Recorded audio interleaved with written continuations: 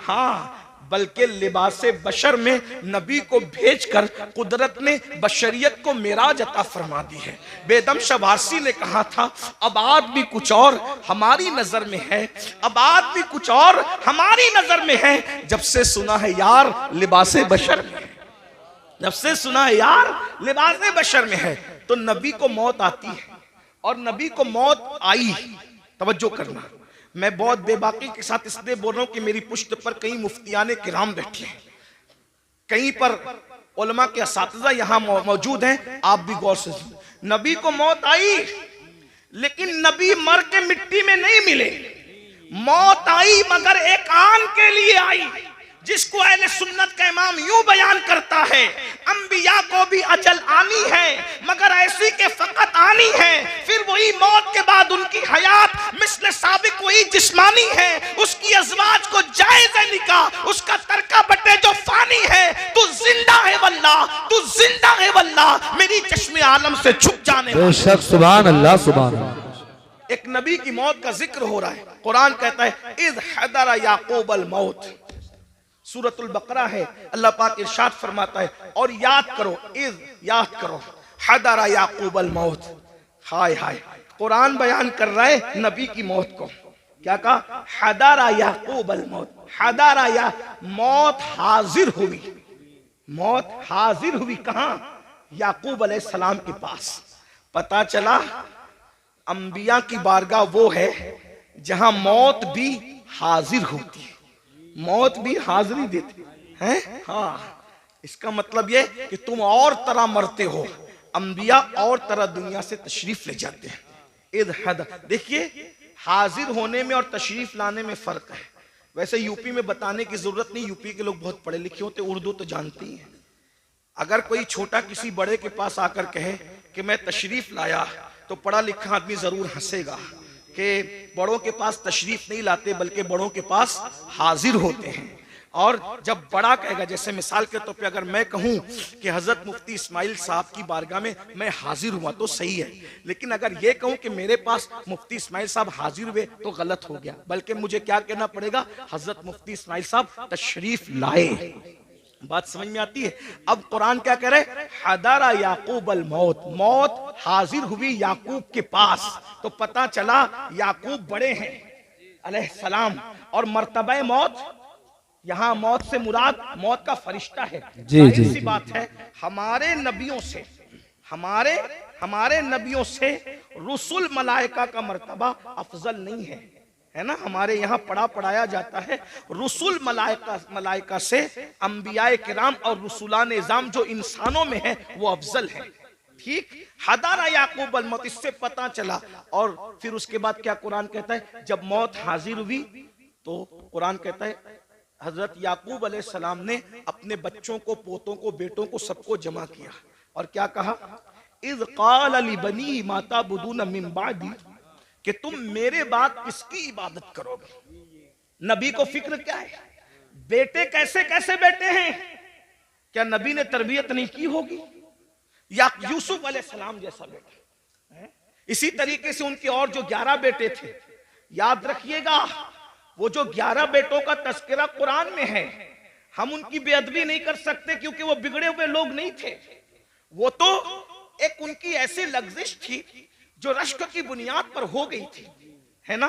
मगर वो औलादे पैगंबर थे, उनके और उनकी औलादे याकूब अलैहिस्सलाम को फिक्र है तो ये नहीं कि मेरे बच्चे मेरे बाद खाएंगे क्या, क्योंकि रिस्क का वादा अल्लाह ने किया, अल्लाह रज़ाक है। मेरे बाद मेरे बच्चे पहनेंगे क्या, अल्लाह रब है, वो पहनाएगा भी। मेरे बाद मेरे बच्चों का क्या होगा, अरे वो सब कुछ इंतजाम कर देगा। नबी को फिक्र है दुनिया से जाते वक्त तो अपने बच्चों के ईमान की फिक्र है। पूछते माता बुदूना मिन बादी, मेरे बाद तुम किसकी इबादत करोगे? तो बेटों की भी तरबियत हुई थी, पोतों की भी तरबियत हुई थी। उन्होंने क्या कहा? क़ालू नअबुदु इलाहका।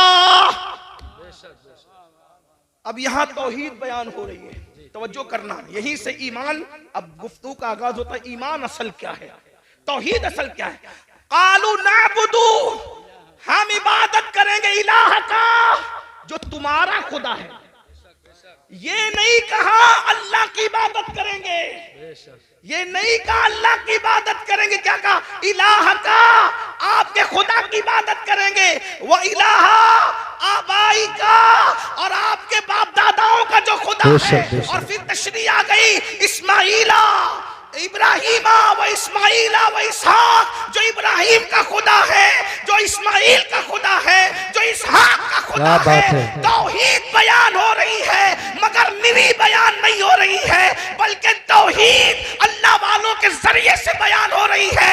पता चला वो तौहीद शैतानी तौहीद है, जिसमें कहा जाता है अल्लाह को मानेंगे और किसी को नहीं मानेंगे। कुरानी तौहीद ये है इलाह का, व इलाह बाई का, इब्राहिम व इस्माइल व इसहाक, यानी कि जो आपका खुदा है। पता चला अगर ये कहते कि खुदा की इबादत करेंगे तो बाद में लोग ढूंढते कौन सा खुदा, कौन सा खुदा, कौन सा खुदा। लेकिन इलाह का, ऐ याकूब तुम जिसकी इबादत करते रहे, हम उसी खुदा की इबादत। नारे तकबीर, नारे रिसालत, मसलके आला हजरत, जश्न दस्तार बंदी, सुभान अल्लाह माशाअल्लाह। अब यहाँ लोग हमसे कहते हैं तुम तो सिर्फ नबी नबी नबी नबी करते रहते हो, तुम अल्लाह का जिक्र नहीं करते।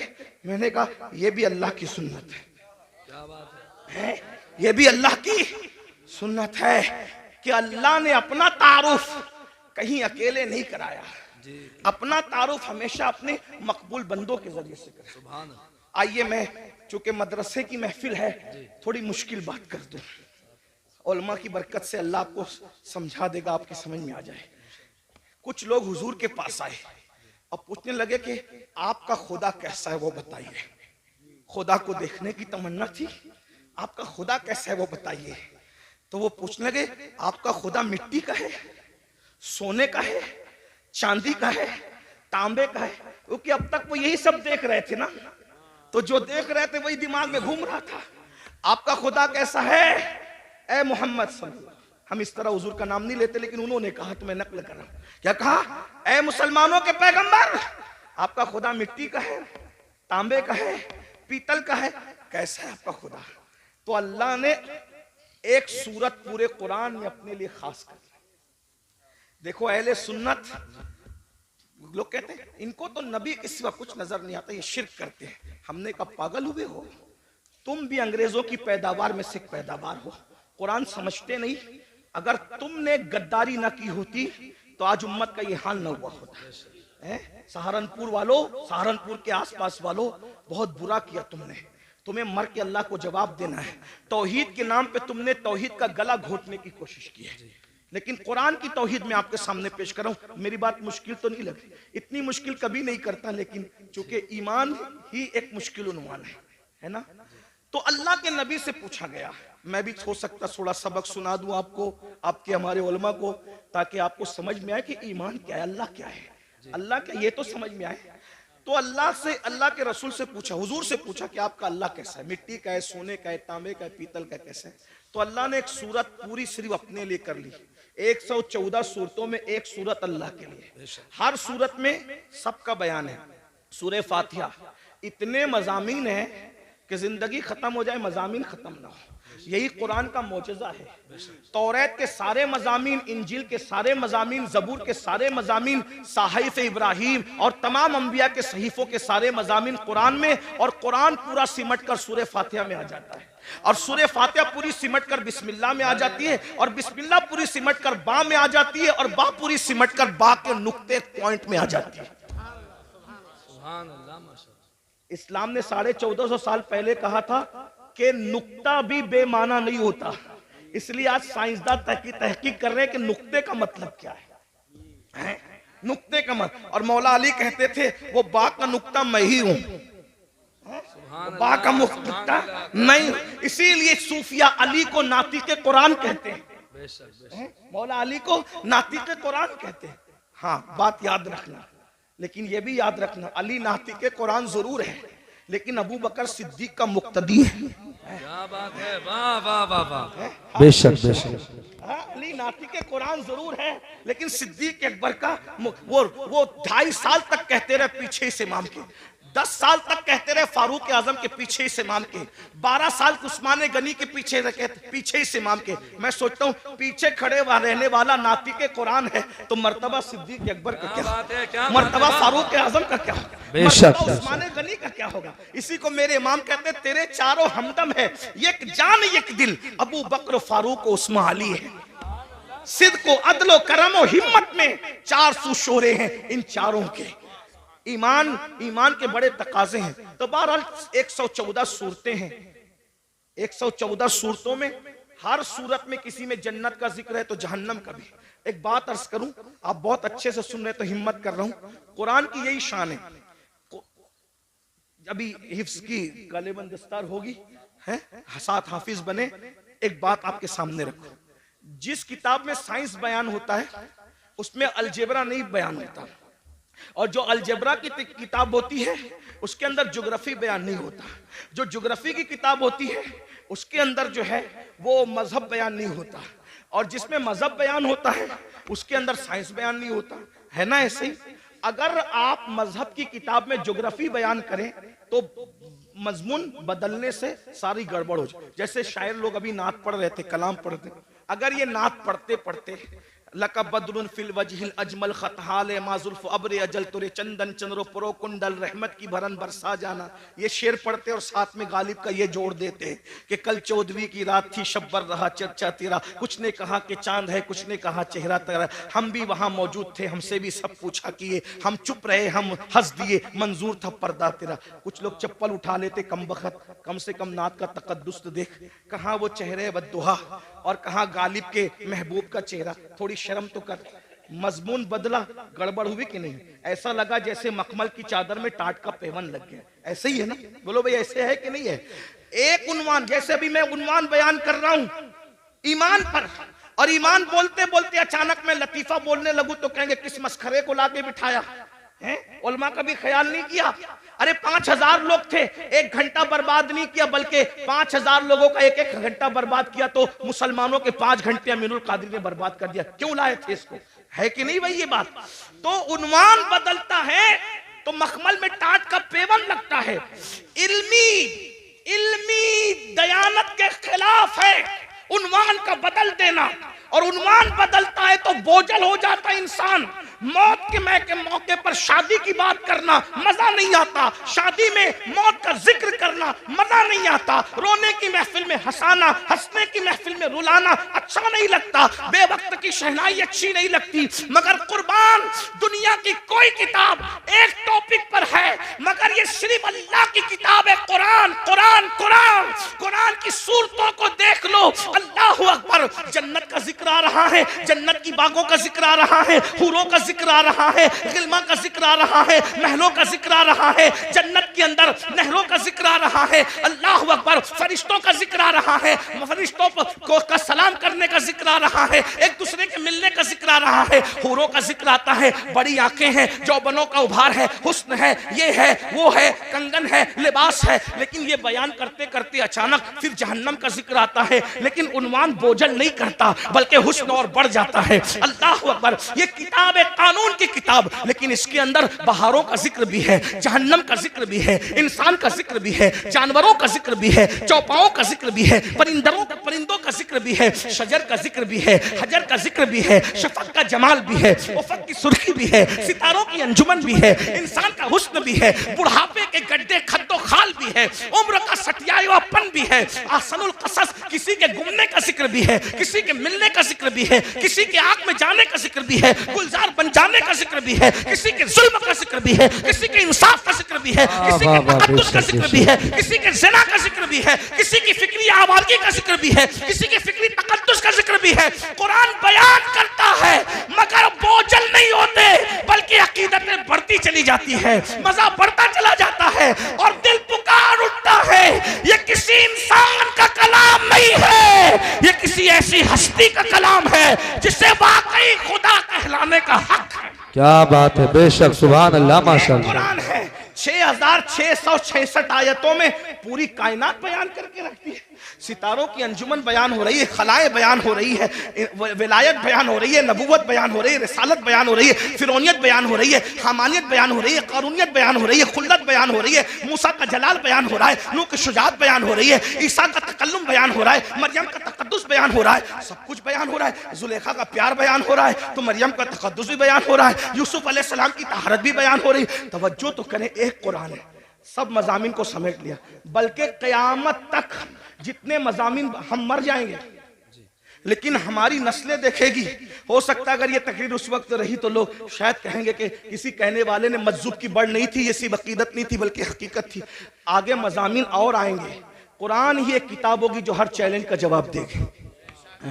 एक मिसाल पेश करता हूँ, बात अपने उन्वान से हटना नहीं चाहता लेकिन एक मिसाल पेश करता हूँ अच्छे से। देखो जमीन और आसमान के बीच में क्या है, बोलो क्या है? खला है, खाली जगह है। खला बेकार है, लोग यही समझते थे, जमीन काम की आसमान काम का, खला बेकार है। लेकिन कुरान ने उस वक्त कहा, तवज्जो करें कुरान का अंदाज, इन्ना फी खल्क़िस समावाति वल अर्द वख्तिलाफिल लैली वन नहार लआयातिन लिउलिल अलबाब अल्लज़ीना यज़कुरूना अल्लाह क़ियामन व क़ुऊदन व अला जुनूबिहिम व यतफ़क्करूना फी खल्क़िस समावाति वल अर्द रब्बना रब्बना रब्बना मा खलक़्ता हाज़ा बातिला सुब्हानका फ़क़ीना अज़ाबन्नार। तवज्जो फरमाएं, अल्लाह फरमाता है दिन और रात के आने जाने में, जमीन और आसमान के इख्तिलाफ में अक्ल वालों के लिए निशानियां हैं।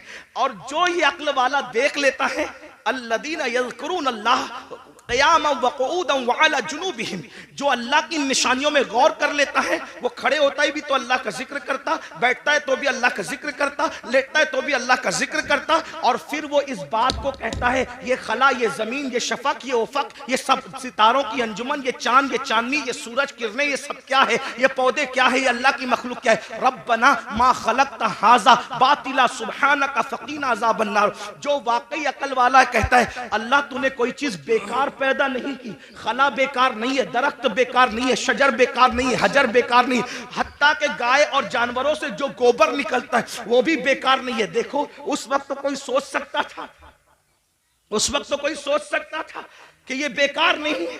आज सैटेलाइट का निजाम किससे चल रहा है? किससे चल रहा है? ये खला से तो चल रहा है। कुरान कह रहा है, तवज्जो करें, तो मैं क्या कह रहा था आपके सामने, 114 सूरतों में एक ही सूरत है जिसको अल्लाह ने अपने लिए खास किया है और उसका नाम रखा है खालिस नहीं, हाँ, क्योंकि खालिस से भी और बढ़कर तफजील के साथ है ना इखलास। खालिस नहीं, इखलास। सुभान अल्लाह, सुभान। अब यहाँ ध्यान देना, तवज्जो, मेरी बात समझ में मुश्किल तो नहीं लगी? बात समझाने में कामयाब हूं, सर पे से तो नहीं जा रही है? हाँ, इखलास, एक ही सूरत है इखलास। अब मैं थोड़ा सा अपने लबो लहजे में बात करता हूं। इखलास किसे कहते हैं? हम कहते हैं ना भाई इखलास के साथ काम करो, मतलब किसी के लिए ना करो, एक के लिए करो। तो जो जिसमें दो आ जाए वो खालिस नहीं रहता, इखलास कैसे हो सकता? जैसे अगर दूध में पानी मिला दिया तो खालिस रहा?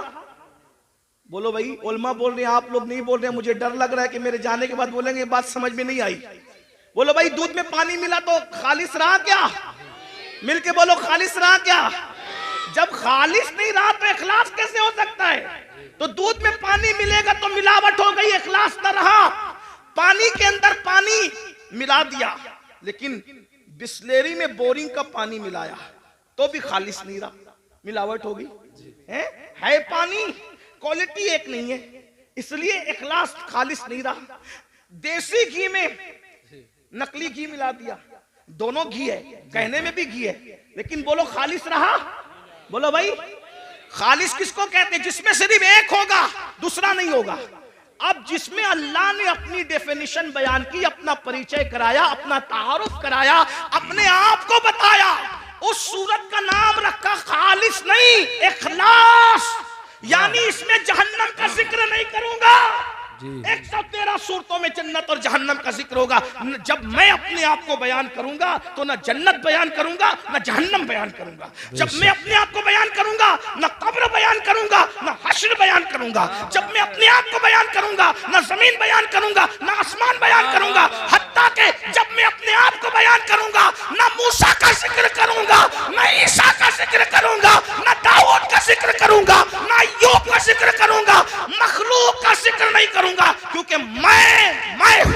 बेशक सुभान अल्लाह सुभान अल्लाह इन्नहू हू, बेशक बेशक इन्नहू हू, वो वही है, बेशक वो सुभान अल्लाह। वही है। जब अपना जिक्र कराने की बात आई तो कहा किसी का जिक्र नहीं होगा, क्योंकि ये सूरत इखलास है। जी कहा बता अब क्या है तेरा तारुफ, क्या है, तवज्जो, जी तेरा तारुफ क्या है बता। तो आवाज आती है कुल, है? जहां किसी का जिक्र नहीं कर रहे थे, पसंद भी नहीं किया, वहां शुरू कहां से किया? कुल, अपने आप से पहले किसी को कह रहे हैं। क्या कहा जा रहा है? कुल ए महबूब आप फरमा दो, बेशक बेशक ए महबूब आप फरमा आप फरमा दो। सुभान अल्लाह। तौहीद क्या है, जिक्र खुदा क्या है?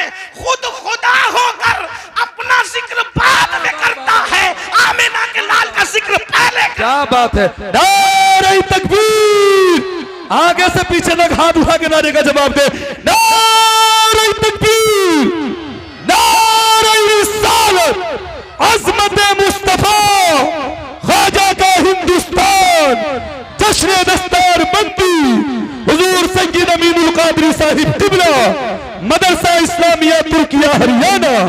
वाह वाह वाह। अपना जिक्र बाद में हो, अल्लाह बाद में आ रहा है, पहले कुल आ रहा है। कुल आप कहिए महबूब, यानी उसको भी पसंद है कि मेरा जिक्र बाद में हो। अब अगर किसी को फतवा लगाना है, सुन्नियों पे न लगाओ जी, क्या बात है, पहले कुरान के क्या खिलाफ बात है वाह। कलम उठाओ, फिर समझेंगे कि तुम्हारी माँ ने कितना दूध पिलाया। जी, जी। और जब कुरान के खिलाफ कलम नहीं उठा सकते तो फिर मानना पड़ेगा जो सहारनपुर और इर्द गिर्द वाले बयान कर रहे हैं वो तौहीद नहीं है, जो बरेली वाले बयान कर रहे हैं वही तौहीद है। क्या वही बात रब है। है जिसने तुझको हमतन करम बनाया, हमें भीख मांगने को तेरा आसना बताया। तुझे हमद है खुदाया, तुझे हमद है खुदाया। वो कमारी पाक मरियम, वो नफख्त फीही का दम है अजब निशाने आजम, मगर आमिना का जाया वही सबसे अफजल आया, वही सबसे अफजल आया। यही बोले सिदरा वाले, चमने जहां के थाले सभी मैंने छान डाले, तेरे पाए का न पाया, तुझे यक ने यक बनाया, तुझे हमद है खुदाया। अरे ओ खुदा के बंदो, कोई मेरे दिल को ढूंढो, मेरे पास था अभी तो, अभी क्या हुआ खुदाया? न कोई गया ना आया, न कोई गया ना आया। हमें ऐ रजा तेरे दिल का पता चला मुश्किल, दरे रोजा के मुकाबिल वो हमें नजर तो आया। ये न पूछ कैसा पाया, ये न कूच कैसा पाया, तुझे हमद है खुदाया, तुझे हमद है खुदाया। ये न पूछ कैसा पाया, ये न पूछ कैसा पाया, तुझे हमद है खुदाया, तुझे हमद है खुदाया। हमद भी हो रही है तो रसूलुल्लाह के जरिए से हो रही है। ये कहां से जहन मिला? ये सूरह इखलास से जहन मिला। रब फरमा रहा है हमारा जिक्र बाद में होगा, महबूब तेरा जिक्र पहले होगा। क्या बात है हजरत, सुभान अल्लाह। कुल आप फरमा दीजिए। फिर कहा जाता है हो अल्लाह अहद, वो अल्लाह है और एक है, सुभान अल्लाह। समझ, वो बेनियाज है। लम यलिद व लम यूलद, न उसका कोई बेटा है न वो किसी का कोई वो किसी का बेटा। जो बेटा हो वो खुदा नहीं हो सकता है, और जिसका बेटा हो वो भी खुदा नहीं। हमसे क्यों लड़ते हैं लोग? कहते हैं कि हमारे फुला तो वहां वहां पैदा हुए। हमने कहा जो पैदा होता है वो खुदा ही नहीं होता। वाह वाह वाह। ठीक है भैया, हमसे जो जो लेना है सब ले लो, लेकिन एतराफ कर लो कि खुदा नहीं थे। क्या बात है हजरत, वाह वाह। एतराफ कर लो कि खुदा नहीं थे। हम सब खुशी खुशी दे देंगे, जो दे सकते हैं जायज है, सब दे देंगे, लेकिन मान तो लो लम यलिद व लम यूलद, खुदा वही होता है जो लम यलिद भी है व लम यूलद है। बताए ना, वो किसी का बेटा नहीं होता और उसका कोई बेटा नहीं होता। वलम यकुल लहू कुफुवन अहद, और फिर क्या शान है, उसके साझे का कोई नहीं है। ये मैं हिंदुस्तान के तनाजुर में नहीं कह रहा हूं बात, ये हमारा मजहब आफाकी मजहब है पूरी दुनिया के लिए। ईसा अलैहिस्सलाम को लोग ईसा खुदा का बेटा कहते हैं, बेटा नहीं। लोग कहते हैं ईसा पैदा हुए, हमने कहा पैदा हुए तो खुदा कैसे हुए? मरियम पैदा हुई। इसीलिए तवज्जो करना, तवज्जो, पूरे कुरान में चंद लोगों की मिलाद बयान हुई है। तवज्जो है, कुरान उठा के देखें, चंद लोगों की पैदाइश अल्लाह ने बयान की है। बाद में जिन जिन लोगों को खुदा कहा जाने वाला था, अल्लाह ने सबकी मिलाद बयान कर दी। क्यों? ताकि पता चल जाए जो पैदा होता है वो खुदा नहीं होता। बेशक, ईसा अलैहिस्सलाम की पैदाइश, हत्ता कि ईसा अलैहिस्सलाम की अम्मी के पेट में जो दर्द उठा उस दर्द को ही बयान कर दिया। इतना पक्का बयान किया ताकि कोई इनकार ना कर सके कि ये पैदा नहीं हुए थे। क्यों? इसलिए कि पैदाइश ही से तो जड़ कटती है शिर्क की। क्या बात है, पैदाइश से तो जड़ कटती है शिर्क की। इसीलिए ईसा की विलादत अल्लाह ने बयान किया कि लोग ईसा को खुदा ना कहें, और हम मुस्तफा जाने रहमत की विलादत इसलिए बयान करते हैं और उनका मिलाद इसलिए मनाते हैं कि कोई उनको खुदा ना कहे। इसलिए कि तो लोग कहते हैं मिलाद बनाना भी शिर्क है। मैंने कहा मुल्ला जी थोड़ी तो शर्म करो, मिलाद उसी की होती है जो खुदा नहीं होता। जब बना लिया मिलाद तो शिर्क कैसे हुआ? ये तो शिर्क का काट है, ये तो शिर्क का तोड़ है। अगर लोगों को शिर्क से बचाना है तो बताओ कि मोहम्मदुर रसूलुल्लाह पैदा हुए, और पैदा हुए की शान से हुए, पूरी मिलाद बयान हुई। बहरहाल मैं अपनी गुफ्तगू को समेटते हुए आखिर की तरफ आता। ये ईमान है, ये तौहीद है। तौहीद अल्लाह ने अपने जिक्र से पहले अपने महबूब का जिक्र। ईमान की अहमियत जानो, अपने बच्चों को नसीहत करो, ईमान पिलाओ। डॉक्टर इंजीनियर सब कुछ बाद में बनाओ, खतीब अदीब नकीब बाद में बनाओ, पहले ईमान पिलाओ। और ईमान किसी के लिए नफरत नहीं सिखाता, ईमान तो मोहब्बत ही सिखाता। आज हमारे घर में ईमान की तालीम नहीं, ईमानियात की तालीम बताओ। और आसान जबान में बता दूं, ईमान अगर सिखाना नहीं कुछ आता ना, तो जो सुन्नी आलिम दीन संजीदा तौर पे आपके बच्चों को ईमान सिखा सकता, उसकी कैसेट, उसका बयान आप रोजाना घर में 1 घंटा चलाओ, ईमान मजबूत होगा। ईमान की बरकत क्या है? सुभान अल्लाह। अगर इंसान के पास सिर्फ ईमान है तो भी वो कामयाब है। इसीलिए आज ईमान छीना, ये जो स्कूल कॉलेजेस के अंदर मेहनत काय पे हो रही पता है? कोई सब्जेक्ट पढ़ाने पे मेहनत हो या ना हो, इल्ला माशाल्लाह जो बड़ी बड़ी कॉलेजेस है, बड़े बड़े इदारे हैं, उसमें ये सब्जेक्ट पे मेहनत होती है कि अगर तुम मुसलमान हो तो तुम्हारा ईमान कैसे छीना जाए। इसीलिए लड़के साइंस टेक्नोलॉजी पढ़ के खुदा के वजूद का इनकार कर रहे हैं। इस्लाम पे सवाल निशान। और एक बात और अर्ज करूं, यहाँ उलमा से कभी दूर मत होना। आज उलमा बेजारी की एक मुहिम चलाई जा रही है, इसलिए कि दुनिया जानती है जिस दिन ये उलमा से दूर हो जाएंगे इनका ईमान छीनना आसान हो जाएगा। हाँ, और ईमान छीनने के लिए एक तो दुनियावी इदारे हैं, पढ़ लिख ले रहे हैं तो कहते हैं खुदा है तो उसका वजूद कहाँ है।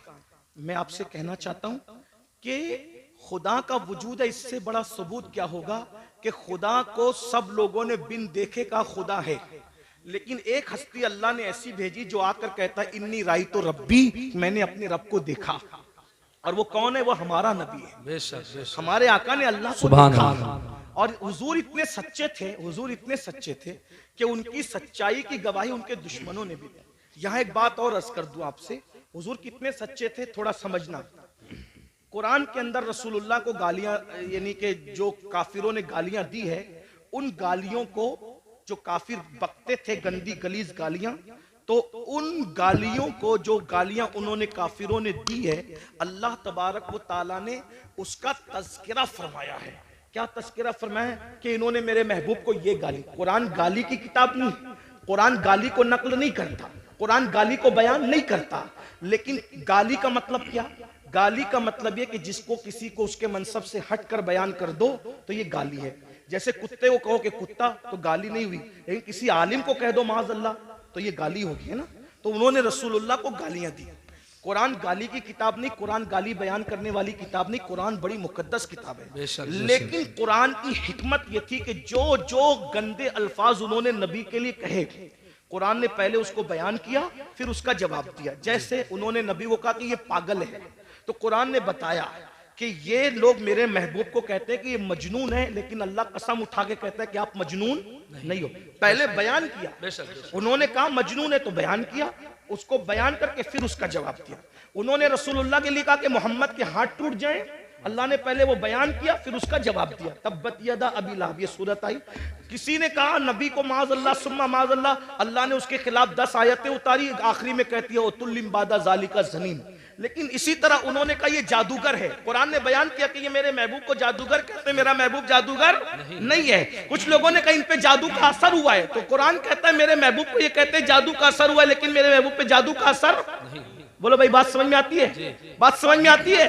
कुरान गाली की किताब नहीं, कुरान के अंदर गाली बयान नहीं हो सकती।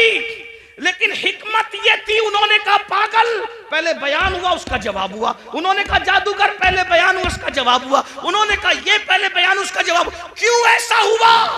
हिकमत क्या थी? तवज्जो, छोड़ दो भाई, हिकमत क्या थी? तवज्जो, हिकमत क्या थी? बहुत नाजुक बात आई। उन्होंने जो जो कहा कुरान बयान करके जवाब दे रहा है। हिकमत क्या थी? कयामत तक के मुसलमानों सुन लो, इन्होंने नबी को मजनून तो कहा, नबी को जादूगर तो कहा, नबी को माज़अल्लाह पागल तो कहा, खबीसों ने बकवास की, लेकिन इतनी गंदी गंदी बातें करने के बावजूद ये नबी को झूठा न कह सके, इसलिए कि नबी इतने सच्चे थे कि उनकी सच्चाई की गवाही ये गुंडे भी दिया करते। सुभान अल्लाह, सुभान अल्लाह, बेशक बेशक। ये अब इतना सच्चा नबी, तवज्जो, इतना सच्चा नबी जिस खुदा के वजूद की गवाही दे, इससे बड़ी सच्चाई क्या हो सकती है ना? तो अल्लाह का वजूद है, ये आसमान, ये जमीन, ये सितारे, ये सैयारे, ये सब बता रहे हैं। आज कॉलेज और स्कूल बात सबसे नहीं, इल्हाद फैल रहा है। इसी तरह बच्चियां वर्गलाई जा रही है, मुर्तद इर्तिदाद की तरफ जा रही है। बच्चियां, बच्चे इर्तिदाद की तरफ जा रहे हैं। वजह मुख्तलिफ वजूहात है। नंबर एक, हमने अपने बच्चों को सब सिखाया। मेरा वक्त पूरा हो रहा है, आप तवज्जो फरमाएं, मैं बात समेट रहा हूं। बच्चों के इर्तिदाद की वजह सब सिखाया, ईमान नहीं सिखाया, दीन नहीं सिखाया। देखो हमारे यहाँ दीन नहीं सिखाया जाता, नतीजा बच्चियां पढ़ लिख ले रही है, दूसरों के बहकावे में आ रही है। छोटा सा चुटकुला छोड़ते हैं, इस्लाम में तो औरत को पर्दे के लिए कहा जाता है। मैंने कहा पर्दे के लिए कहा जाता है तो क्या? कहा ये जुल्म है। मैंने कहा पागल हुए? हमारे यहाँ औरत का दूसरा नाम जन्नत है। क्या है? जन्नत। जन्नत किसे कहते हैं? जन्नत किसे कहते हैं? आप लोगत उठा के देखे तो पता चलेगा। जिन और जिन्ना, जिन और जन्नत दोनों का मादा एक है। ठीक? जिन को जिन क्यों कहते हैं? क्योंकि वो मखलूक छुपी हुई है। और जन्नत को जन्नत क्यों कहते हैं? कि वो भी छुपी हुई है। तो जो छुपी हुई हो उसको जन्नत कहते हैं, है ना? हमारे यहाँ बेटी पैदा हो तो माँ बाप के लिए जन्नत, जवान होकर के नेक बीवी बन जाए तो शोहर के लिए जन्नत, माँ बन जाए उसके कदमों में जन्नत। तो जो जन्नत होती है वही तो छुपाई जाती है। हमारे यहाँ औरत का दूसरा नाम जन्नत है, और जन्नत छुपाने की चीज है। अल्हम्दुलिल्लाह हम औरत को जन्नत से कम नहीं मानते, इसीलिए अल्लाह ने अपनी जन्नत भी छुपा रखी है जो सिदरतुल मुंतहा पर है, और हमने अपनी जमीन की जन्नतों को भी छुपा रखा है जो माँ की शक्ल में, बीवी की शक्ल में, बेटे की शक्ल में। सुभान अल्लाह, माशाअल्लाह। जिन्नात भी छुपे हुए हैं और जन्नत भी छुपी। सुभान अल्लाह। इसीलिए जिन्नात है मगर नजर नहीं आते। क्यों? इसलिए कि छुपी हुई मखलूक है। अल्लाह अकबर। तवज्जो करें आप। अर्ज क्या कर रहा था? तो लड़कियों को वर्गलाया जाता है, बहकाया जाता है। और अब हम लोग क्या करते हैं? हम लोग घुटने पर हमला नहीं हो रहा है, हमला सर पे हो रहा है, घुटने ही पकड़ के सहला रहे, घुटने को बचा रहे। मेरे भाइयों, ये तो मालूम करो कि बच्चे मुर्तद क्यों हो रहे, बच्चियां मुर्तद क्यों रहे, इस्लाम की नफरत क्यों है? उसकी कई वजूहात है। नंबर एक, सबसे पहली वजह ईमान न बताना। जब बच्चों को ईमान पता ही नहीं होगा तो वो ईमान बचाएंगे कैसे? नंबर दो, गुर्बत, गरीबी कुफ्र तक ले जा रही है। नंबर तीन, बच्चियों की देर तक शादी का न होना, ये बच्चियों को कुफ्र तक ले जा रहा है। और इसके जिम्मेदार आप भी और हम लोग भी हैं। क्यों? इसलिए कि बच्चियों की शादी में ताखीर क्यों हो रही है? माँ बाप को शौक नहीं है बच्चियों को बिठाने का, लेकिन 30 साल 35 साल की बच्चियां हो रही है और हम उनकी शादी नहीं कर पा रहे। क्यों? इसलिए कि कोई उस बच्ची को करने के लिए तैयार ही नहीं। वजह, इतनी जालिम रसूमात हमने पैदा कर दी है, जहेज के नाम पर, हल्दी के नाम पे, मेहंदी के नाम पे, मांगने के नाम पे, इसके नाम पे, उसके नाम पे, कि बच्चियां 30-30, 35-35 साल की हो जाती है और उनको अच्छे रिश्ते नहीं आते। बहुत माजरत के साथ, ये इलाका बड़ा दीनदार है, लेकिन इतना जरूर कहूंगा, सारी दीनदारी शादी के मौके पे समझ में आती है। सारी दीनदारी शादी के मौके पे समझ में, सिर्फ जुलूस मिलाद में दीनदारी नहीं, शादी के मौके भी दीनदारी बताओ ना। सिर्फ जलसों में दर्द भरी बातें नहीं, शादी के मौके पे भी दीनदारी बताओ। जो लोग मुंह फोड़ के मांगते हैं वो तो मांग ही लेते हैं, जो लोग नहीं मानते वो लोग भी गरीब घरों में सिर्फ इसलिए रिश्ता नहीं करते हैं कि यहां जाएंगे तो कुछ मिलेगा नहीं। एक तो वो है कि जो मांग रहा है, और एक तो वो है जो वहां जा रहा है जहां मिलना जरूरी है। जहां नहीं मिलेगा वहां जाना ही नहीं है। जहां नहीं मिलेगा वहां बड़ी माजरत के साथ तू इधर उधर की न बात कर, ये बता के काफिला क्यों लूटा। मुझे रहजनों से गरज नहीं, तेरी रहबरी का सवाल है। मैंने कई जगह ये बात रखी और लोगों ने मेरी बात को कबूल किया। बहुत सारे लोग नौजवानों ने ये इरादा किया कि इंशाअल्लाह ससुराल से हम एक चांदी का तार भी नहीं लेंगे, एक गिलास भी नहीं लेंगे। ये माहौल बन रहा है मुल्क के अंदर, क्योंकि कुरान कहता है वज़क्किर फ़इन्न ज़िक्र तनफ़उल मुमिनीन, मोमिनों को नसीहत करो कि नसीहत करना मोमिनों को फायदा पहुंचाता है। मेरी कौम के जवानों, अगर सिर्फ तुम यूट्यूब पर मुर्तद होने वाली लड़कियों की वीडियो शेयर करके दर्द भरी बातें करोगे तो इस मुनाफिकत से काम होने वाला नहीं है। ये मुनाफिकत अमली छोड़ दो। और तुम इतनी दर्द भरी बातें करते हो, अगर दर्द है किसी के ईमान बचाने का तो अहद करो कि अगर मेरी शादी नहीं हुई है तो मैं जहेज नहीं लूंगा, और अगर मेरी शादी हो चुकी है, मैं बच्चों का बाप हूं, अब अपने बेटों की शादी करूंगा तो जहेज नहीं लूंगा, जहेज का बाइकाट करूंगा, गलत रसूमात का बाइकाट करूंगा। फिर देखो ईमान बचेगा कि नहीं बचेगा। अल्लाह अकबर। खूबसूरत बेटियां हैं, शरीफ बेटियां हैं, दीनदार बेटियां हैं, लेकिन उनको रिश्ते इसलिए नहीं आते कि उनके बाप के पास भीख देने के लिए जहेज की शक्ल में कुछ पैसे नहीं है। अल्लाह अकबर। मुसलमानों, नबी से इश्क का दावा करते हो, रसूलुल्लाह से मोहब्बत का दावा करते हो, नबी के नाम पे जान लुटाने की बात करते हो। सोचो, ये जहेज की गलत रसूमात की बुनियाद पर जब मुसलमान की कोई बेटी किसी मुशरिक और मुनकिर इस्लाम के हाथ में हाथ देकर जब कुफ्र की दहलीज चढ़ती होगी तो गुंबदे खजरा में रसूलुल्लाह के दिल पे क्या गुजरती होगी। अल्लाह अकबर। हुजूर के दिल पे क्या गुजरती, इसलिए कि उसका बाप तो नावाकिफ है कि मेरी बेटी क्या कर रही है, लेकिन नबी तो हर चीज से वाकिफ है। जिसकी जात से, जिसकी निगाह से खुदा की जात ना छुपी, उसकी निगाह से किसी मुसलमान बेटी का मुर्तद होना कैसे छुप सकता है। अफसोस है मुसलमानों, मुरादाबाद और गिरद नवा में रहने वाले मुसलमानों, वो रुसूमात पे लानत हो जो रुसूमात हमारी बेटियों को कुफ्र तक ले जा रही है, शिर्क तक ले जा रही है। बताओ, हर साल हज करो, हर साल उम्रा करो, मस्जिद बनाओ, मदरसे बनाओ, बड़ी बड़ी दाढ़ियां रखो, खूबसूरत टोपियां पहनो, कादरी, चिश्ती, नक्शबंदी, रफाई, ये सारे टाइटल लगाओ, और फिर बच्चियों के मुर्तद होने की फिक्र न करो, उनके ईमान जाने की फिक्र न करो। अगर कयामत के दिन रसूलुल्लाह का सामना होगा, हुजूर ने दामन पकड़ के पूछ लिया, ओ मुनाफिक, मेरी उम्मत की बेटियां मुर्तद हो रही थी तेरी नाजायज रसूमात की बुनियाद पे, तू क्या कर रहा था? अल्लाह, क्या जवाब दोगे? ये मेरी माएं और बहनें बैठी है, ये भी रिश्ते ढूंढने निकलती है। मेरी माएं और बहनें तो ये लालच में सरता पर डूब जाती है। ये बेटे की शादी करने नहीं, ये अपने बेटों को बेचने निकलती है। कभी बच्चियों के ईमान का सोचा? अरे मेरी बहन, अगर तेरे शौहर ने भी तेरे साथ यही किया होता तो बता, क्या तू इतनी इज्जत के साथ रह सकता? क्या दौलत ही सब है, माल ही सब है? एक बात कहूं, तुम अगर जहेज नहीं लोगे सिर्फ किसी का ईमान बचाने की नियत से, तो पता है जहेज में तुम्हें क्या मिलेगा? रसूलुल्लाह की दुआएं और उनकी खुशी मिलेगी। वाह वाह वाह, सुभान अल्लाह। अगर समधी ने तुम्हें जहेज दिया, चंद सालों के बाद वो टूट फूट जाएगा।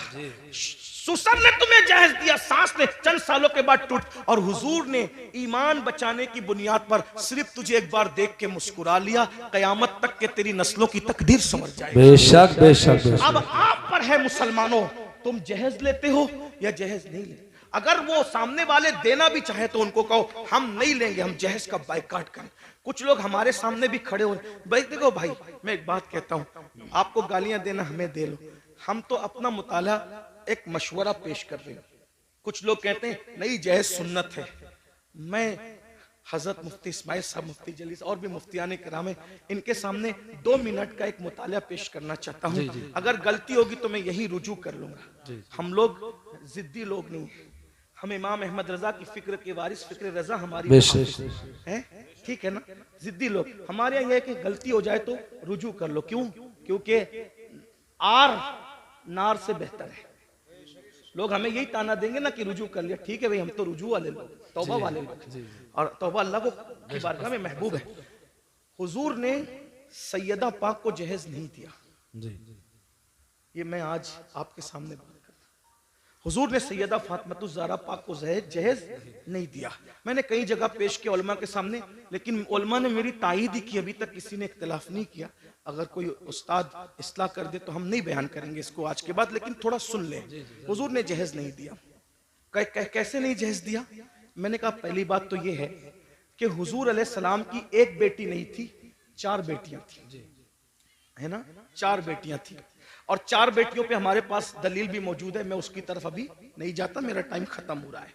सिर्फ 10-15 मिनट बचे, जो टाइम मुझे दिया गया था उसमें 10-15 मिनट बचे, उसको सुन ले। मेरा टाइम, हाँ बोल दूंगा, हाँ हो जाएगा उतने टाइम में हो जाएगा। तवज्जो है ना, अर्ज करूं ना। हुजूर की कितनी बेटियां थी? 4 बेटियां थी। उसको मैं इशारा कर देता हूं, आप उसको सुन ले। कुरान कहता है अपने महबूब से, अल्लाह अपने महबूब से कहते हैं, अल्लाह ताला इरशाद फरमाता है कि ए महबूब आप फरमा दीजिए, ए महबूब आप फरमा दीजिए, कुल आप फरमा दीजिए। क्या फरमा दीजिए? क्या फरमा दीजिए? ले अज़वाजी का, अल्लाह फरमाता है कुल ले अज़वाजी का व बनाती का और व निसाइल मुमिनीन। 3 तबके को नबी खिताब कर रहे हैं अल्लाह के हुक्म से। कुल ले अज़वाजी का व बनाती का व निसाइल मुमिनीन। आप कहिए अपनी बीबियों से और अपनी बेटियों से और मोमिनों की औरतों से।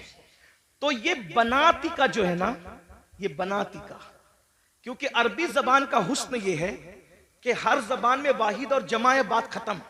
अरबी में वाहिद तस्निया, जमा किल्लत, जमा कसरत, है ना ये तफसीर। तो कुरान क्या कह रहा है? वह बनाती का, तस्निये के साथ नहीं है, किसके साथ है? जमा के साथ।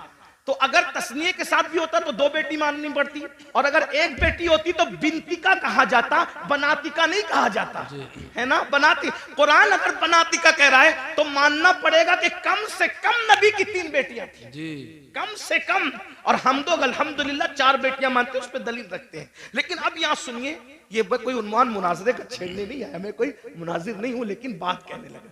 और मैं बात जो कह रहा हूं इन उलमा की मौजूदगी में कह रहा हूं, इन्हें हक है। और मैं तो कहता हूं कि उलमा को ये हक होना चाहिए, अगर कोई खतीब कोई शायर गलती करे तो वो उसको चिट्ठी देकर ये कान में उसकी इस्लाह कर सके और उसको कबूल करना चाहिए। यही हमारे दादा मुर्शिद हुजूर मुफ्ती आज़मीन का तरीका था। सुभान अल्लाह, सुभान अल्लाह। स्टेज पे भी लड़ने की जरूरत नहीं, क्योंकि लोग हमें देखते, कान में जो बात कहनी चाहिए उसको कान में ही कहना चाहिए, जिसको मैदान में कहना चाहिए उसको मैदान में कहना चाहिए, है ना।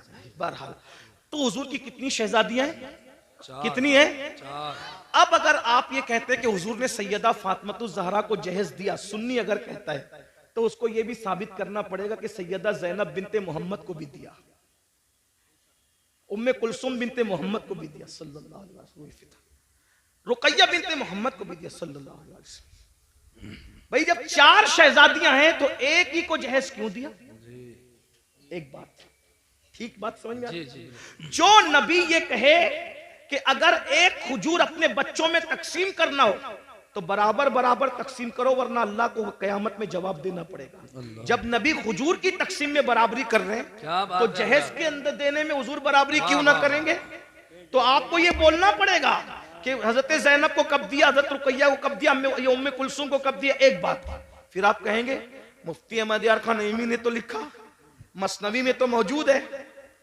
मैंने कहा मैं उनका गुलाम हूं, मैं उनसे बगावत नहीं करूंगा, लेकिन बस बात इसको इतनी पलट दो कि जो जहेज की लिस्ट है वो सही है, उसका मैं इनकार नहीं कर रहा हूं, लेकिन बस बात इतनी पलट दीजिए कि हुजूर ने जहेज नहीं दिया, ना बेटी को दिया ना दामाद को दिया, नहीं दिया, दोनों को नहीं दिया, ना बेटी को दिया ना। तो कहा फिर वो क्या क्या था? मैंने कहा आसान बात, मौला अली के वालिद की गुर्बत की वजह से जब कुछ हालात ऐसे पैदा हो गए, वो तो मालदार बहुत थे लेकिन कुछ हालात पैदा हो गए कहत की वजह से, तो हुजूर अपने चचा हजरत अब्बास को साथ ले गए, कहा कि इस वक्त कहत का जमाना है, मेरे चचा के मुझ पे एहसानात हैं, तो ऐसा करते हैं कुछ बच्चे आप ले ले, कुछ बच्चे मैं ले लूं, और आप पाल ले मैं पाल लूं। तो जब उनके पास गए तो हजरत अकील को सौंप दिया हजरत अब्बास को, और हजरत हजरत जाफर को किसी को सौंप दिया और तालिब को अपने पास रख लिया और मौला अली के बारे में कहा कि ए मोहम्मद, अली को तुम ले जाओ। तो बचपने से हुजूर मौला अली को अपने घर लाए।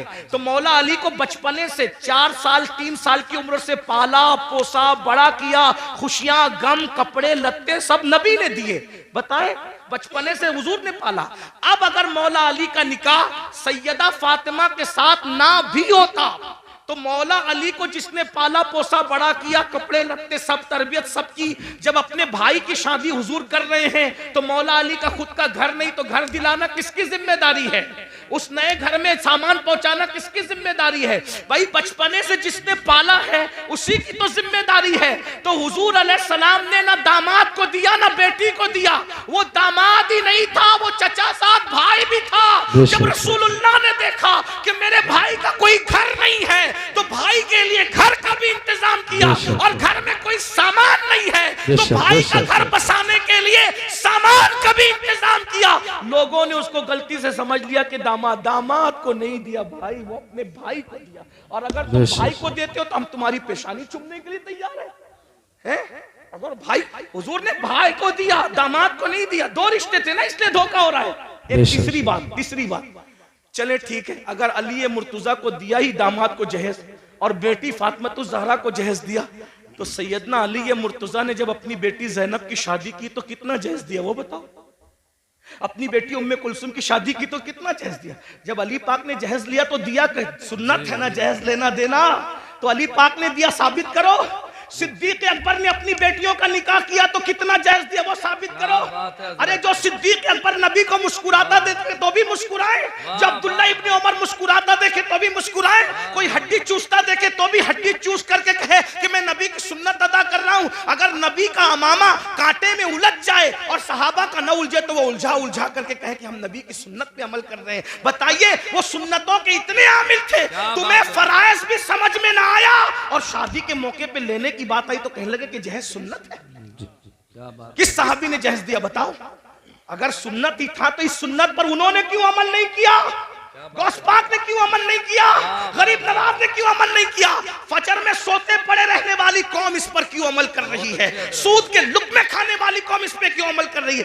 फराइज समझ में ना आए, जो जिस नमाज के बारे में कहा मेरी आंखों की ठंडक है वो समझ में ना आया और ये सुन्नत समझ में आ गई। इसलिए मेरी अर्ज ये है, ये जहेज की रस्म को खत्म करना होगा, खत्म करो, अहद करो, वरना बेटियां इसी तरह इर्तिदाद की दहलीज पर कुचली जाती रहेगी, एहतजाज की दहलीज पर कुचली जाती रहेगी। मेरी गुजारिश है इसलिए अपने बच्चों को मुर्तद होने से बचा